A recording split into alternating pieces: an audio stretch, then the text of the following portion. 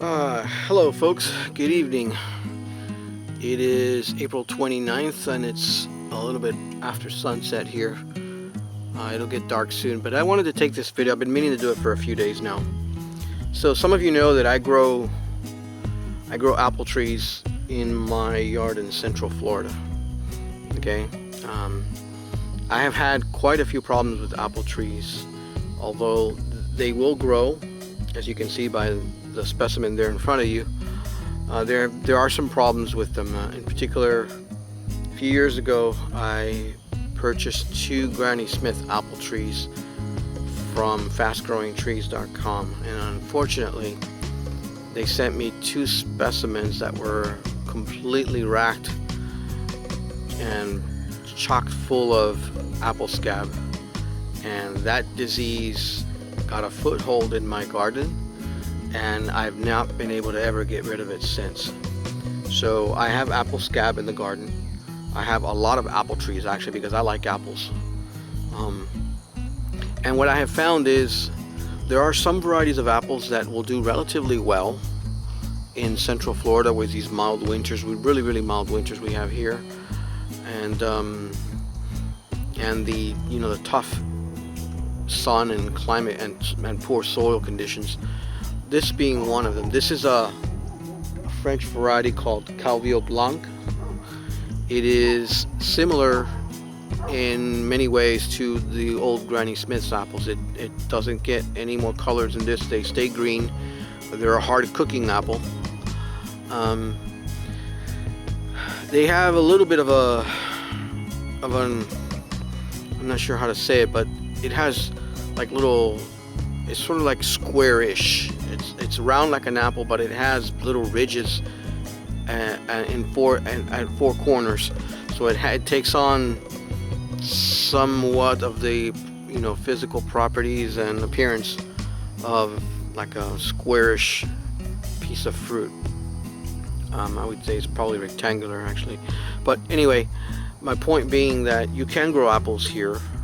They do reasonably well if you take measures to control the apple scab. In my yard, I have to spray with Captan 50. Captan 50 is it's a wettable powder that you mix with water. I think it's like 2 tablespoons per gallon of water or something like that. Although I use 3 tablespoons per 2 gallons of water, because that's the particular ratio I found that is most economical and works well for me. But let me just pan around here. Well, first of all, let me zoom in on this tree so you can see the fruit and see what it looks like. It's a beautiful piece of fruit.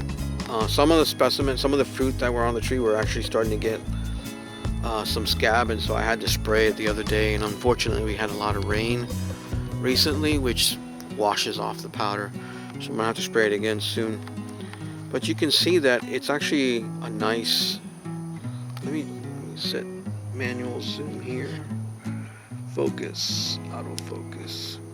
So now I can control the focus here. You can see that it does reasonably well. It's a really pretty apple actually. I like the color of this apple. I like green apples. I love cooking apples, and I love Granny Smiths. Unfortunately, Granny Smiths do not grow well here because they're highly susceptible to apple scab, highly susceptible to fire blight, which I also have in the garden. So I have found that the varieties that do well here are the russeted apples. They do pretty well because they're fairly resistant to apple scab, although not 100% resistant. I don't think any apple tree ever is 100% resistant. Fire blight, some of them can take it better than others.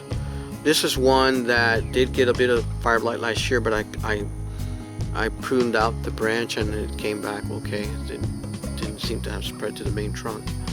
All of my apple trees here are grafted onto M111 rootstock, by the way. It's the only rootstock that I have found that can take the heat in Florida. I mean, it gets hot here. The sun beats down really rough on these trees, and the only one that I've known that can tolerate it is the M111 rootstock. I've tried M27, M9, Bud 9. None of them will work. M111 or not at all. So you can see that it's a really pretty specimen, and I remind you, we are in East Central Florida. okay? And you know, to give you a perspective, I'm actually growing citrus trees. Let me just zoom out a bit here. You can see as I pan this way, right here, that big old tree right there, that is a tangelo tree. I'm growing citrus alongside apple, and just behind that tangelo is a mango tree. Those are mango trees back there. See, those are mangoes. I don't know if you can see the fruit. You probably can't. I don't want to move the tripod, but take it from me. You know, trust me when I tell you this. I'm growing mangoes alongside apples. I always find that amusing, actually, because people think, you know, conventional wisdom says that you're not supposed to be able to do that, but clearly conventional wisdom is not always right. But anyway, there's an apple. That's the Calvillo Blanc. I have a few other apple varieties that are bearing fruit here. Let me see. I might do another video on those later, but I just wanted to focus on this one. It's going to be a short video. And let me go up a bit here so you can see. Mosquitoes are starting to bite me. You can see as I go to the top, it's got some fruit up there. There. See those little spots? That's the beginning of scab. That's the beginning of apple scab. I had to spray it to keep it under control, otherwise it'll consume the whole fruit and rot it from the core. So you see, it does have some fruit, you know. It is possible to grow these things in Florida if you make careful selections for. Hold on. If you make careful selections for rootstock, apple variety, and other kind, you know, other things like that, you should be okay. It's not easy. I won't say it's easy. It isn't. It's hard. Apples is probably one of the most problematic trees I got. I mean, I have a bunch of things here. I have pears, I have plums, and avocados, mangoes, all kinds of citrus, lemons, sweet citrus like oranges, which are really problematic actually because of all the diseases that are attacking oranges nowadays. But you can see that it's, you know, the apple is actually the most difficult to grow. It's the one that requires the most attention. I'm constantly looking for fire blight, evidence of fire blight. I'm constantly spraying. I have to spray every few weeks or so. During the rainy season, I have to spray with Captan 50, which is a fungicide, and it does a good job of keeping the fungus under control. Even so, if you have an apple variety that's highly susceptible to fungus, to apple scab, like Granny Smith, for example, I don't think spraying with Captan 50 is going to help you in this climate. So, you know, your mileage may vary, but that's what I have found to be the experience for myself here. You can see down, and there's one little leaf there that actually has a ladybug. You see that ladybug there? Those things are a godsend, man. They have helped me because apples get these soft-bodied insects. They get infested with them, and these ladybugs are the best thing that I've actually seen for controlling those insects. Sometimes during years when I don't have many of them in the garden, I will actually go to a local garden store and I will buy a box of live ladybug beetles and then release them at night. Don't release them during the day, during the middle of the day, because when it's hot and sunny, because they will fly off and they'll leave. So, but if you release them either early in the morning or late at night, when it's time for them to, like, you know, just like a turkey or a bird, they'll roost at night. They look for a spot to go to sleep, and then they'll stick around in your garden. But if you release them during the middle of the day, they'll just take off. They'll fly and leave your garden, and then you spend all that money for nothing. Yeah, it's not that much money actually. It's like that. It's maybe $20. $20 for a box of them. So let me go ahead and show you the other apples that I have growing here. Take it off the tripod because it's going to be hard to walk with the tripod with me. Or maybe not. Let me see if I can move this. Hang on. So you can see right there, there's actually an apple right there that's actually blooming right now. That is a late bloomer. That is, it's an English variety. It's a russet apple, if I remember correctly. It is, what's the name of that one, actually? Gosh, I forgot now. Something with a gold in it. I think it's...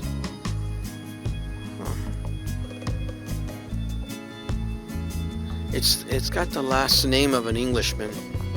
It's a very famous apple, actually. I just forgot the name now. Planted a few years ago. A couple years ago, actually. All these apple trees have been in the ground for a couple years. You know what? When I think of it, if I remember it, I'll go ahead and add it as a note to the video. A text symbol or text box. You guys can see it. Let me just move the tripod a bit here. You can see that I'm walking across the garden.